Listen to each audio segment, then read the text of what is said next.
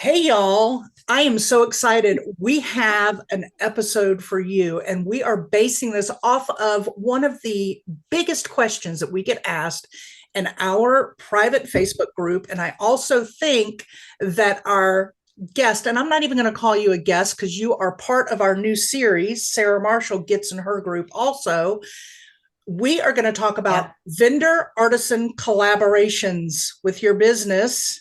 Yeah. So I want to welcome you all to episode 120 and part of our Colossal Consignment Collab series.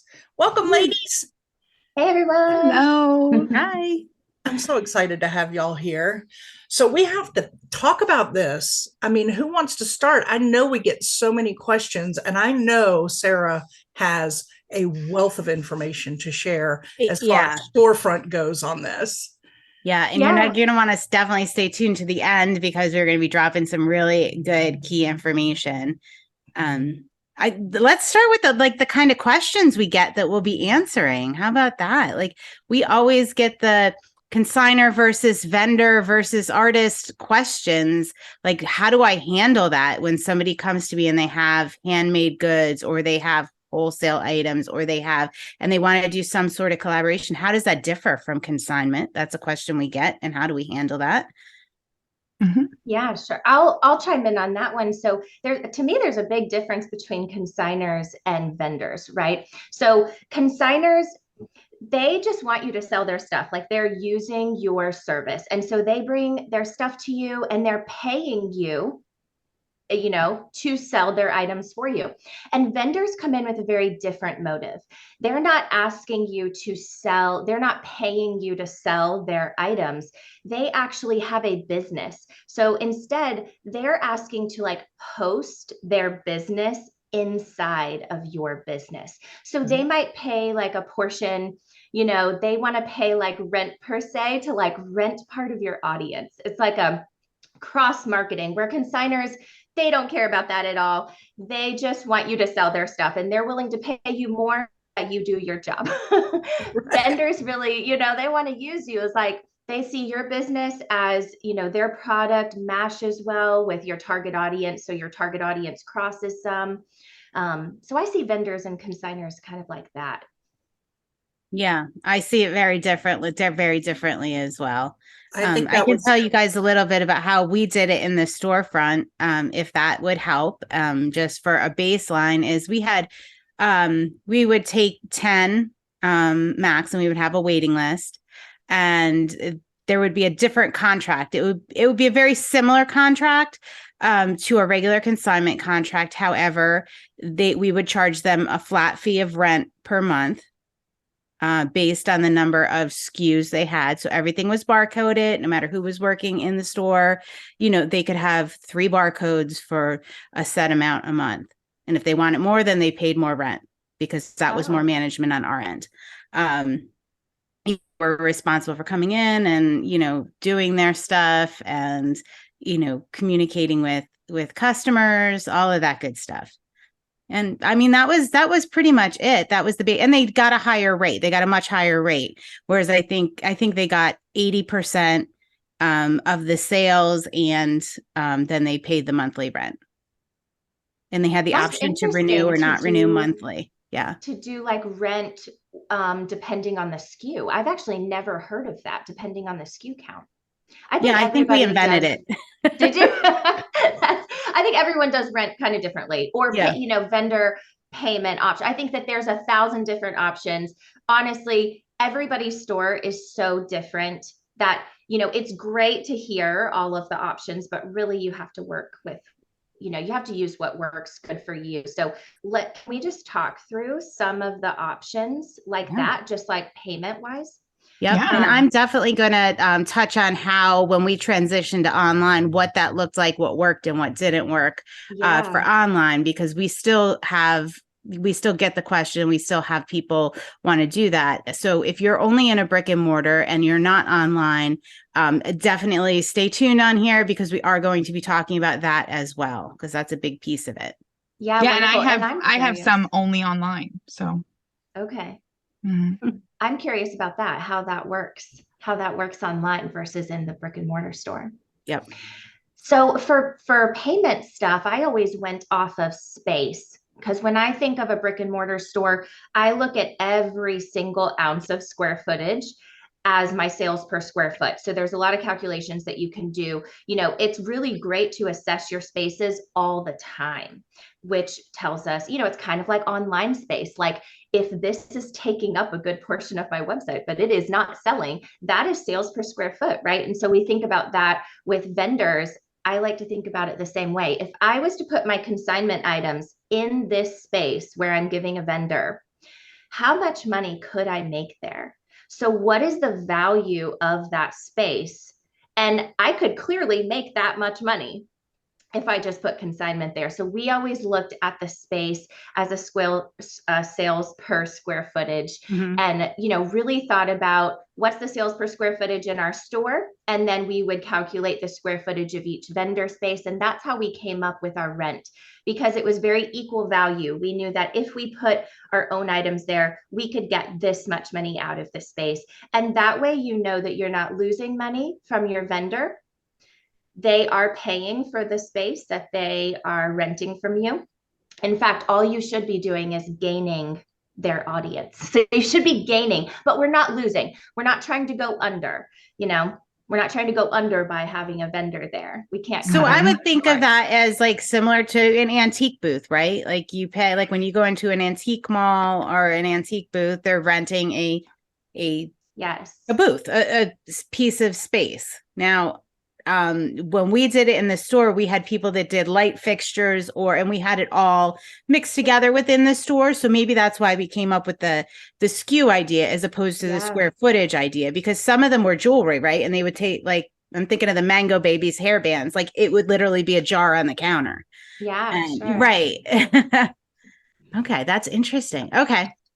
But if I put something on consignment or my own wholesale items on the counter, I could clearly make my own money from that. And so, you know, that's how we thought about rent in that kind of way, because I could hang stuff from the ceiling and probably sell it too. So like if they're going to get ceiling space, like how much money am I going to make up there? Okay, well, that's what you're going to pay me for this space, you know? Yeah. So my question, Sarah, is then do they just allot a certain space and that's where their stuff stays in that certain space? That's what we did. Now we had grid wall through the entire store. And so we did rent per panel because it was super easy. So a panel of grid was, you know, 2 feet wide and 8 foot tall. And one panel, we knew what one panel square footage sales wise could bring us because we had that lined in our walls, our end caps. So it was really, now you can do this whether you have grid or not, but like it gave us the dimensions. That's all it did.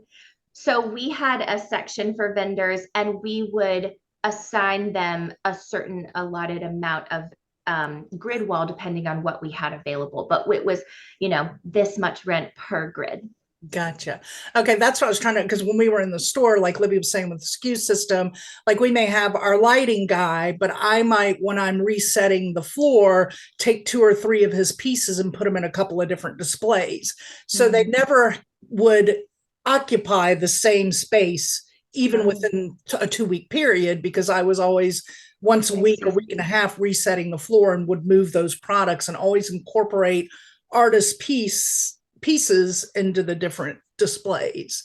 I see. So yeah, so there's that's like you're saying, there's so many different ways you can do this. Yeah, I didn't even think we were going to have this discussion. This is so cool. I like the totally different ways to think about it. Yeah, a lot of different ways to do it. I'm very I like things exact, and that grid system would make it very exact for me. But then my creative side loved the freedom to create beautiful displays by adding artisans with consignment. Yeah, I think it too depends on what type of store that you have. So like I had a children's store. I could see where women's stores naturally just have more display appeal. That's how like a women's mind thinks. A mom wants to go to this section and buy, like we're in and out. So like you're targeting a different person there. We're not trying to get fancy and pretty. And so maybe a difference. It's just a difference of stores. If you have a furniture store, you need to do a lot of displays. So having that ability to mix vendor items with consigned items, I think would be really, really important. So it depends because on we what had kind it of store all. you have. We had baby through adult, men's, and furniture, collectibles, the whole 9 yards. Yeah. Yes, So did you ever see get a cool question? options. Did you ever get the question of like, why is this item so much higher price than this item when you were mixing items like that, Molly? I mean, yeah, I mean, people would ask like, hey, what, but the vendor branded their items and had their tags on it. So like if somebody was shopping, they could see, oh yeah, West 9th Vintage did this, did this piece, or the Mosaic person did this piece. So it was it was probably a little obvious. Okay. But occasionally, like why this isn't on consignment. And we would, use that to talk about the artist. Right. Okay. The vendor. Yeah. That's very cool. Yeah. That's cool. I was curious because we kept our vendor section very separated so that we had the ability to it really separated it to where like, okay, if you want to buy full price, brand new, never been touched, not pre-used, this is the section for you. But then when you walked into that space, it's like you automatically knew, these are not consignment prices here that we're talking about. But yeah, I think that just, everybody does it so differently. I love that. Yeah. And so many options. Wow. Depending on what you sell, what your space is, who your vendors are. Oh my gosh.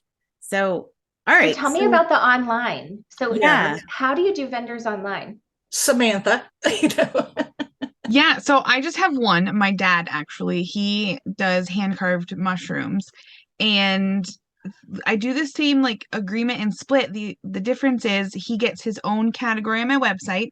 So I have like women's clothing, men's clothing, shoes, toys, and then there's Mushroom House. Like it's right on there as his own thing. So again, like extra real estate, you're putting his business within my business. And then there's no expiration date. He has his own tote of inventory. So everything's inventoried the same way. I just know that that bin is his. And when it starts getting low, I let him know. And there's just no expiration date. The stuff can sit there forever. I had no idea it was your dad that was making those amazing little mushrooms. I know. Me neither. They're so cool. When he gets laid off in the wintertime, that's how he stays not bored. They're beautiful. Yeah. They're beautiful. He's very talented. Yeah. Libby, how about our transition? Yeah. So when we moved online, it was actually pretty bumpy to work with like our artists and vendors because they just didn't, understand. And that was probably education on my part for them. It was a lot more expensive to maintain their items online than it is in the storefront. Because now, if they had 3 SKUs, well, within those 3 SKUs, they could have 15 items. So that was, 45 items for me to put up online and photograph and sell. And so the rent had to be upped. It was almost like I was maintaining a website for them. Yeah. Yeah. So that was really not great. I don't know how I would do it differently next time. Could they photograph their own items? Almost like Etsy. Like, could they photograph their own items? That's a good idea. Right. So at least it's taking one part off of it for you, or provide you with the description. I mean, they should really be doing that part of the work. It's their business. Like if they were going to go sell it themselves, that's what they would do. That's how I look as a vendor. Like if you can't hold up and maintain your own business on another platform, or if you can't do the work there, I mean, but that's like one of the issues is that's why they were coming to us, right? Like that's why they wanted us to do it, because they don't do that and they have no interest in doing that. And I'm not saying everybody, but just the people I happen to be working. Yeah. But I mean, I love that idea. If they don't want to, the ones it did work for were more furniture people, because one piece is one piece, right? Like one SKU is one SKU. So I would work with, I think I worked with 2 different like furniture refinishers, live edge table people, and did that. And that worked really well. I did have to charge them. I think I tripled what the rent was. The rent was only in our store, I think, what was it? $40 a month, Molly? I You're asking my brain to I go don't know, back. but whatever. It was triple online once I figured out that it was like way more expensive to run it that way, and arrange pickups and all of that stuff. So that, I mean, that part worked for the bigger items in the furniture, but for the jewelry and things like that, plus, if they would, be constantly asking about it, I'd be like, log into the online portal. It was just a lot of maintenance online for me. And Sarah, I like your idea of Yeah. having them take their own pictures for a couple of reasons. Mhm. So I think if you could put that in your agreement right off the bat, because as a creative that I am, if I was hand making stuff and then I gave it up to somebody, I might not like the way they are presenting my item online in photographs, because I am creative, I made it, and then I might want it to show. And I think that's the beauty of then putting it in their hands, is that it's up to them then to show their artwork the way they're happy and satisfied. Because I will tell you, we creatives, when we create something handmade, we can get pretty snippy about But what if you're somebody who wants everything to look the same on your website or in your store? If you have a certain finesse in your store or whatever, and you don't want them to take their own pictures because it won't match what you're doing. You have to give them the parameters. I need 6 images. I need them to be all white background, pixels, all white background. This is, and you have that in your contract. This is what you do. But then they're able to do their display and show the angles and sides of that item that they feel best shows their handwork, what they've done. So I'm all for the thought of like the rent or whatever you're going to receive from it goes up depending on how much workload you're doing. I think it's just like an employee. The more they do, the more that they should get paid. This is a pure, like, I'm exchanging my time for money kind of thing. And so if they're putting more responsibility on you for whatever reason that looks like, whether you're the control freak or they are, right? That's what we're talking about. Then like one of us needs to get paid more. This is not like a 50-50 relationship. If, one of us is doing more work. And I don't think it necessarily matters who gets it done. Okay. It just matters that it does get done so that both people get the result that they want, which is just, a thriving business on both ends. Like a vendor relationship, I think is so special because it does have to work for both parties. We are two businesses that see that we could use each other, like our markets cross. And so both parties have to get something out of it for it to work really, really well. So as long as that result is happening and everybody's getting paid proportionally to what they're doing, then I think that we're good. It's when one party thinks I am doing way too much work here and I'm not getting enough. Yeah. Right. Then that's where we have to kind of adjust. Can I talk about qualifying vendors really quick? Yes, I was going to and I want to talk about the bumps in the road that we experienced through. Or maybe I should talk about the bumps and see if you have a way around them first. I don't know. Up to you. Well, wait, I mean, we had bumps too, so it probably just came from that. I don't know if you experienced this, but I think at first I wanted vendors in my store so badly that, I had a lot of requests for them, but I thought the idea was so great, right? So I was like the yes man, like, yes, whoever wants to come in, like, bring all your stuff. I love everybody. Okay, so I was just like, let's do it. And then had a lot of problems. And so I felt like the rules kept getting more narrow and narrow, and I got pickier and pickier, just like, I think the journey on consignment does. Like you eventually know what sells and what you like to do. So you just get pickier. But qualifying vendors looked like this to me. By the end of this, we kind of had it down. Like those last few years, we had an application process, and they could apply to become a vendor if they had been in business for a full year and they had proof of their own audience. Because I was no longer going to hire somebody or allow somebody to be a business within my business if they didn't have a proven business already, because I need them to go through the growing pains. There's so much that you learn in that first year or so of business as to like custom orders. How do we communicate? What's the feedback on our product? Do people like it? And I don't want them to go through all of that in my very established business. I want to know that people like this thing. They like this person. They want it. This person's promoting their business, you know. So that was a huge qualifier. And it didn't matter what platform. It could have been social. It could have been an email list. It could have been Etsy. It could have been proven craft fair, like a lot of them, like you are a craft fair junkie, right? So like some kind of proven audience that like you've made a lot of sales and you've got people who like your stuff. Yeah. So not to get on the negative, but can you touch on a couple of those ouch points that happen, the learning points that when you first open it up to everybody? Because I'm sure there are people out there that maybe experience some of these and love to hear that. Yeah, those red flags. Yeah. Communication was a really big one. So a business, I said yes to a business once that they didn't have business cards. They didn't have a professional way to communicate. They didn't even have like social pages or an email. So they were using their personal email, which was, flooded with probably 10,000 plus emails. So they were missing a lot of their business questions from their customers.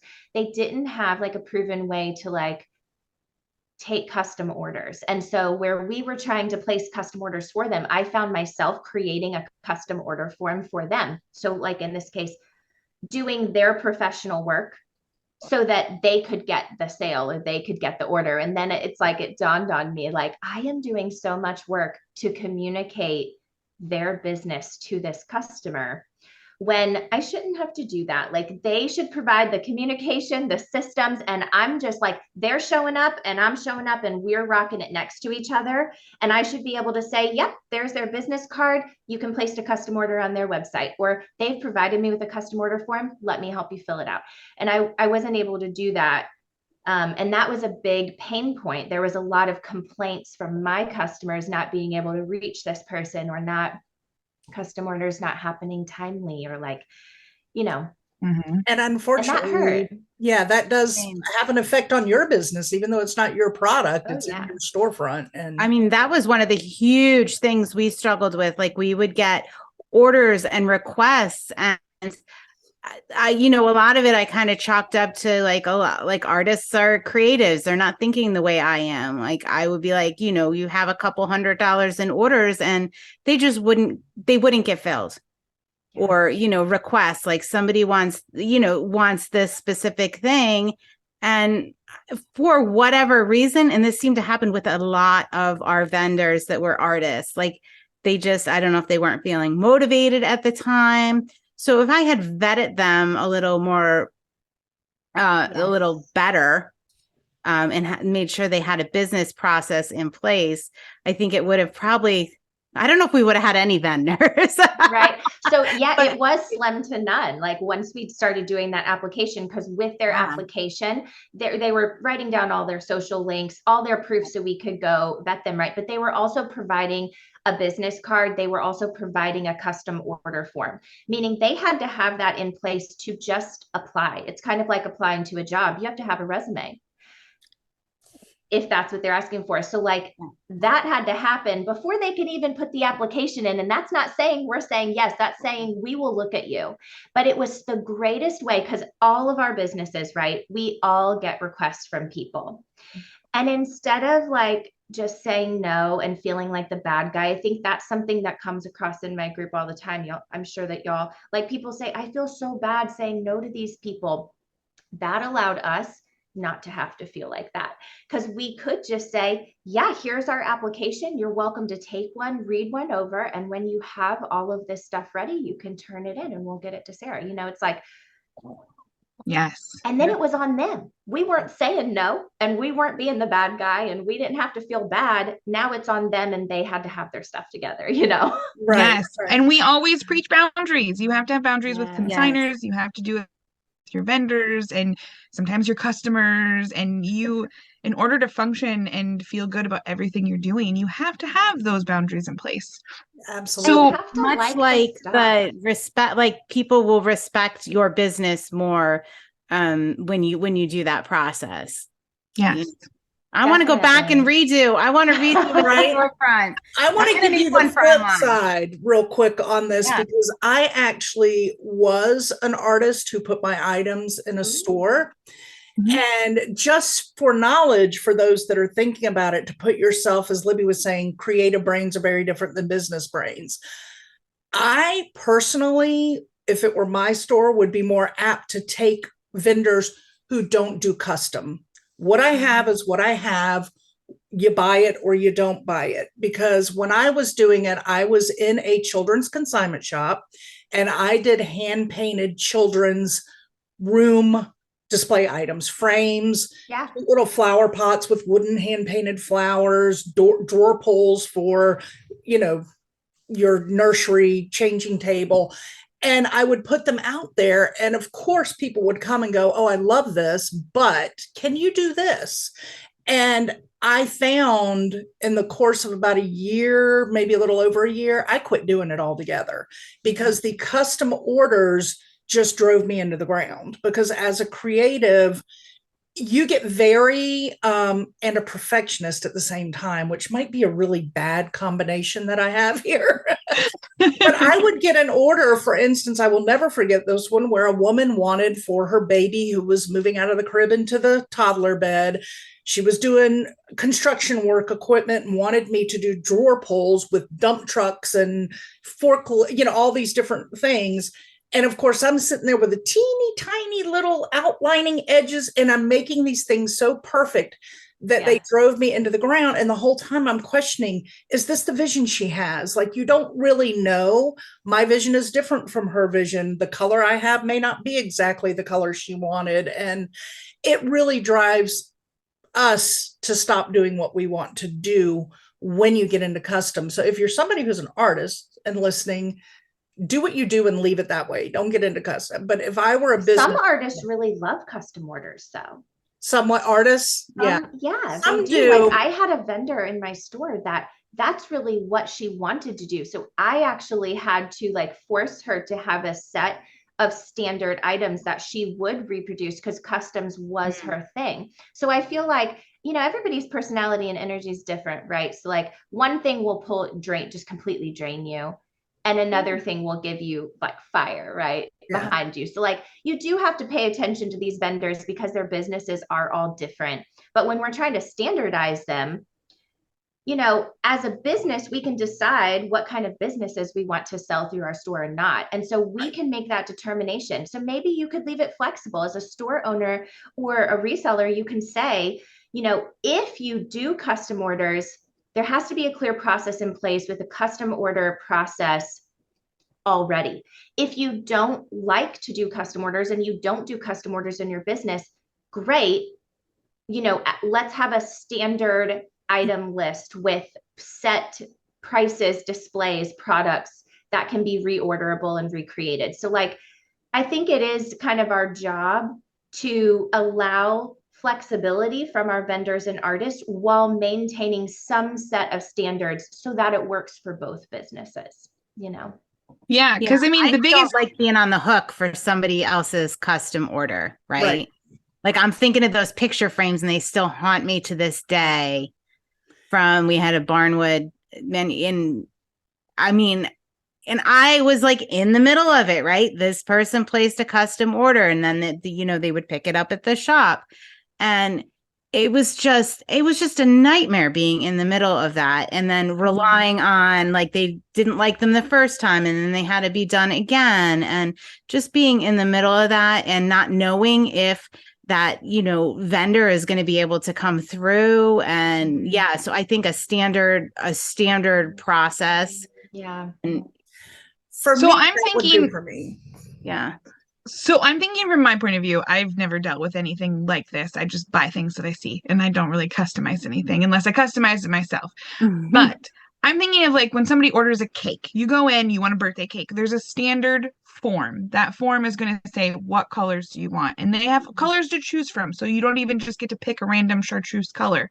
And then it has, what do you want it to say? And you're allowed this many characters. And like, it just has to be a very standard. And the biggest thing for us as store owners is we have to know the charge. So is it an extra $2 for this font? Is it an extra?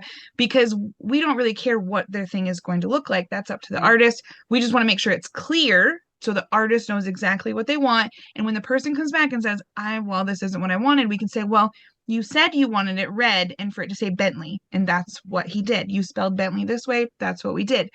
And then for you guys to be able to have the charges so you know what to ring it up and charge the person as well. That's my I went through understanding. this with one of my vendors. She did monogramming through our store, and monogramming, we're talking about fabric colors, thread colors, font, choices, all of this stuff. So, but for me to accept her as a vendor, she had to provide the way. This is not my job, right? Now, she did get charged more in rent because that was time that my front end was taking up on placing that custom order, which she was fine with. But she had to provide the system, and she made this very thin notebook that had tabs. So think about when you go to Etsy and you get a custom order and you're swiping. So one swipe is the color blocks. One swipe is the, fabrics. One swipe is the fonts. So it was a thin notebook with tabs that went through in order of her custom order form. And it was so simple. That's cool. It was so simple. So like we would just help them and we would say, okay, we're going to do the fabric section. Here's your color choices. And then we'd flip the tab. Now we're going to pick your font. Which font do you want? And so she made it very, very easy. But I think that's because she had been doing custom orders and she had been doing business for 10 plus years. So it was really easy to accept her. Yeah. Because she knew what her customer needed. I was going to say that I think as a business, if you do decide to get into custom, make sure they've been in it for quite a while, because that's what I'm saying. I started doing it and it ruined my ability to be creative. And then it became a job and not what I started out loving to do as a creative person. My mother-in-law says the same thing because she's a phenomenal quilter and seamstress. And when you specifically ask her to do stuff, she doesn't like it, but you will get a quilt for every holiday. And it's her, she wants to create what she wants to create. Once you start putting parameters, if you're a true creative, it takes it away. I think that's what that vetting process did though, does, because we wouldn't accept anybody unless they'd been in business for a year, because that's what you find out. If you go and be in business for a year, you'll know by the end of that year what you like and what you don't, and what works and what doesn't. Then bring me what works. Right. Yeah. Okay. So you've looked at your space, you've figured out which areas you're going to rent out, how much it's going to cost to the person. You've discovered you've got all your branding and everything figured out for that. And then you've given these applications. So you're vetting these people, whether they do custom or not, or what they need. And then when you pick out of that application pool, what kind of agreement are you going over with them? What are some key points? Because that is a huge pain point in our community of, okay, I have people that I want to work with. I don't know what should be more specific than what's in a consignor agreement. I think the agreement is everything. Agreement is everything that we just talked about written down, because if there's no agreement, it's kind of like hiring somebody without a job description. If they don't know what job they're actually being held accountable to doing, then we have a miscommunication from the get-go. So like having a very detailed contract, just like with our consigners, it's the same thing, so that we can, if there's some kind of issue or something, you can go back and you can say, no, this is what we did agree to, or, oh, you're right, we agreed to this, let me fix that on my end. So it's like, it has to be all written down. And I think that there's quite a bit when it comes to vendor contracts. Our vendor contract was almost like 3 times the size as our consignment contract. Okay. Because there's a lot of moving pieces. I think when you think about it, when you're paying on a consignor end, they're paying us to conduct our business like we want to conduct it, pretty much. And it's very opposite with vendors. Vendors have their own business. And so we have two different ways of thinking about business. We have to come together on those ideas. So do we want to go through some of the some of the points of our contract? We kind of wrote some down. Yeah. And I want to say, like, all right, so somebody that's getting started, stay tuned to the end. We're just going to give you a couple of quick ideas if you're thinking about this in your business, and just give you a little summary of like where to start with all this. We're going to get into the weeds for a second here, but we're going to bring it back around and tell you where to get started. Okay. I love that. Well, okay, so let me put this in there, because I think this is maybe one of the most important things.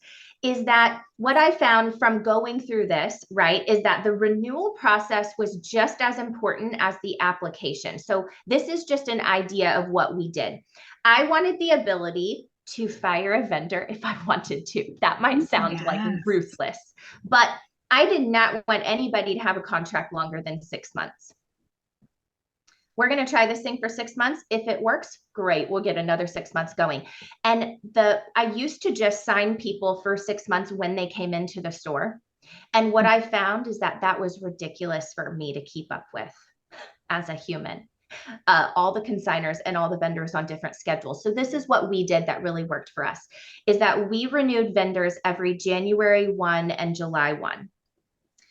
So we put all of the vendors on the same exact renewal. And so if they came in right now, if I had a new vendor come in April 12th, all I would do is I would prorate their rent, and they would be signing a new contract on July 1. Okay.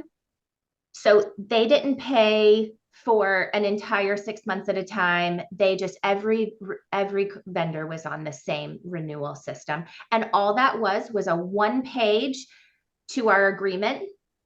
So it was just renewing the same agreement unless we had made changes. So if we made changes to the agreement, we would highlight the changes, and they were agreeing to the current contract, but it was just stated their space again, their payment, that we were agreeing to the contract for another 6 months, and stated the date. So the renewal itself was super easy, but I think that tip and trick alone, like getting all your vendors on the same schedule, was like so key. That's good advice. Very good. We did ours renewable. Ours were renewable monthly. Okay. I mean, it wasn't an issue. It wasn't an issue, but I don't think we were dealing with the volume. Like I said, I think we only took 10 or 12 at a time on any given time. Yeah. Yeah.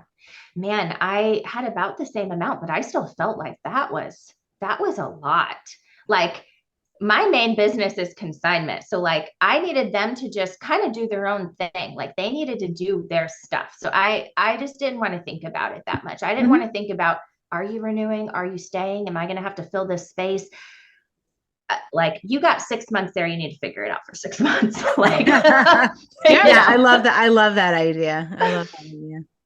But okay. So topics that we have on our vendor contract, we had listed, space, rent, money on their account, tracking inventory, tagging inventory, sales on their inventory, meaning sale, like if they're going to run a discount or a sale, new inventory requirements, custom orders, yay or nay, renewing their contract, and then communication with the store.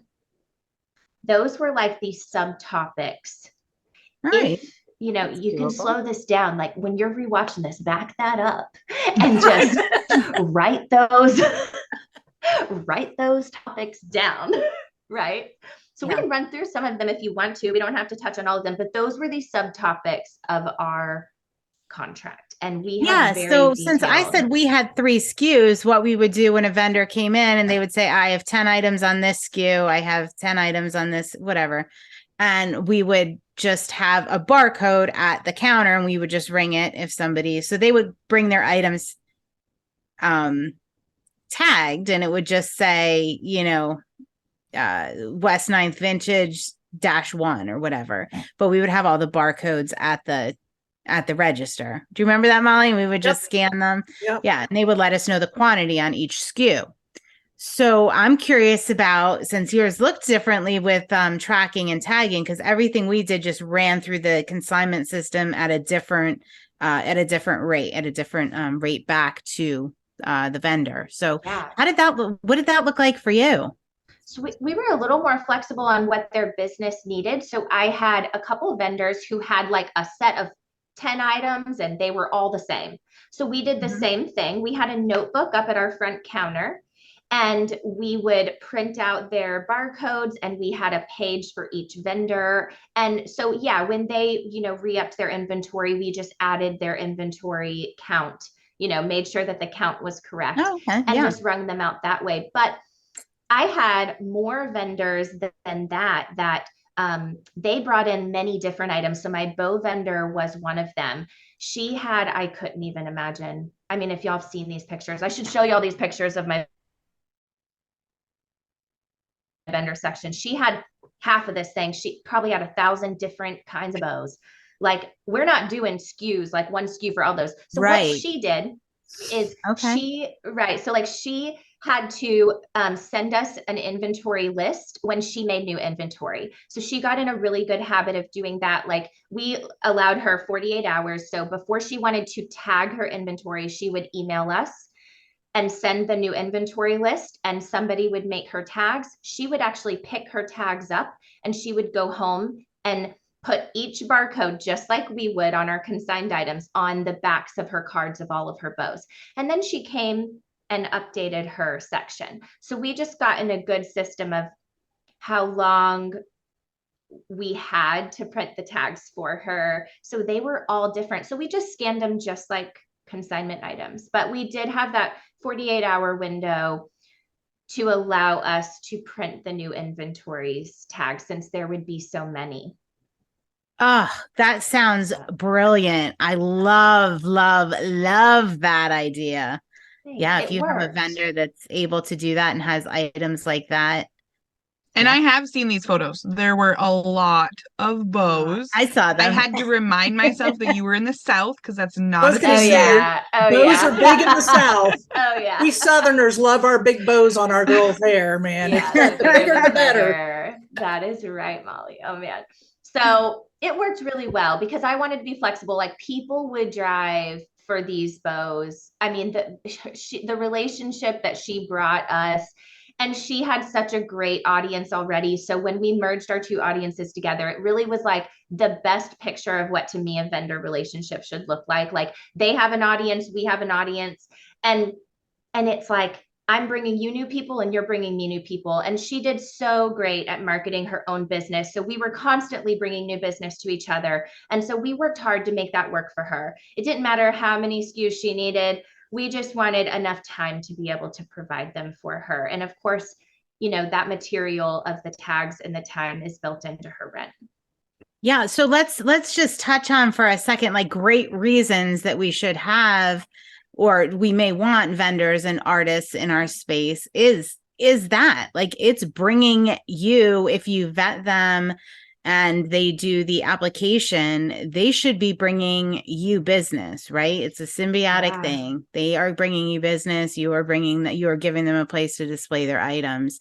So there's lots of different marketing ideas. Like, we would sometimes give our, make sure we're tagging our vendors that have a large social media presence in our posts.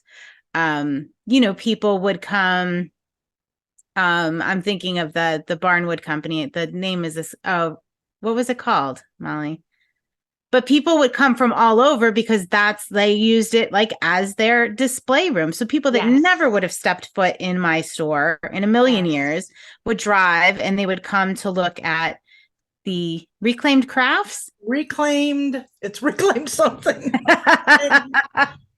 So I have the opposite. Don't do what I do. My dad builds these things and then does nothing with them. So me, being his nice daughter, was like, here, Dad, I will sell these for you. You should have them more than just on your shelf. And I get a little bit more audience because I share them to mushroom groups or I share them to extra places.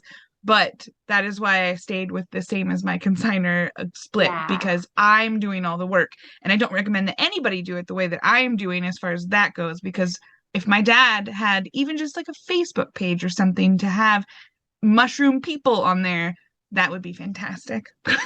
Well, I actually think that there's only two reasons to have a vendor.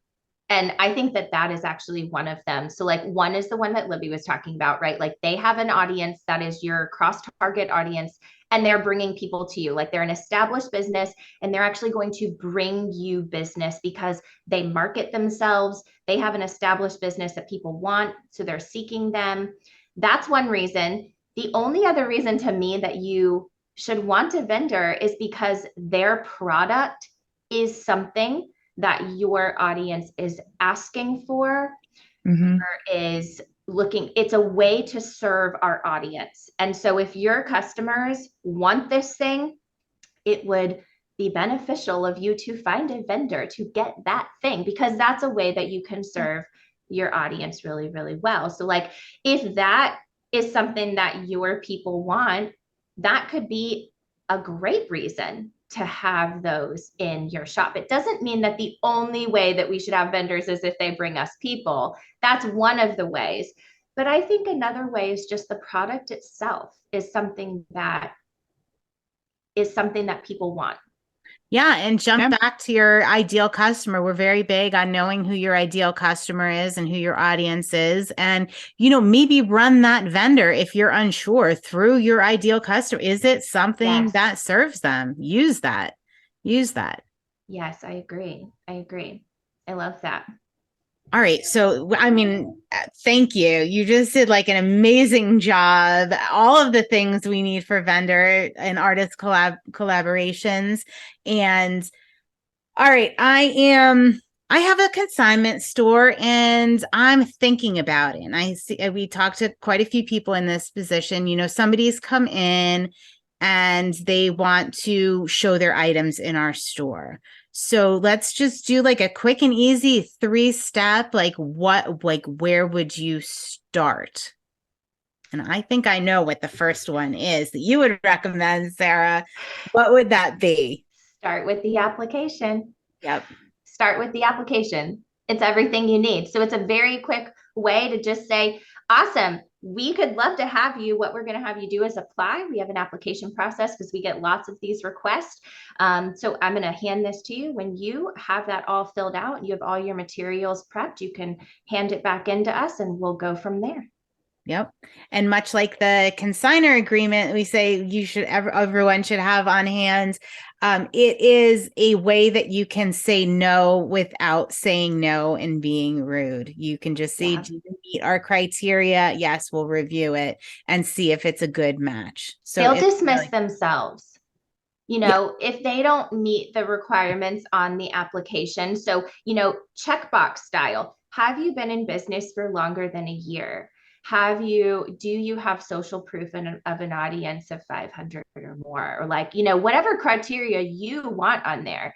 And if they will dismiss themselves. If they can't check those boxes, they're not going to come back to you with a filled out application, right? So they will do that part for you. You don't have to be the one to do it. That's great. So, all right, we have a couple people. We've given out the application and I'm sorry, Samantha, go ahead.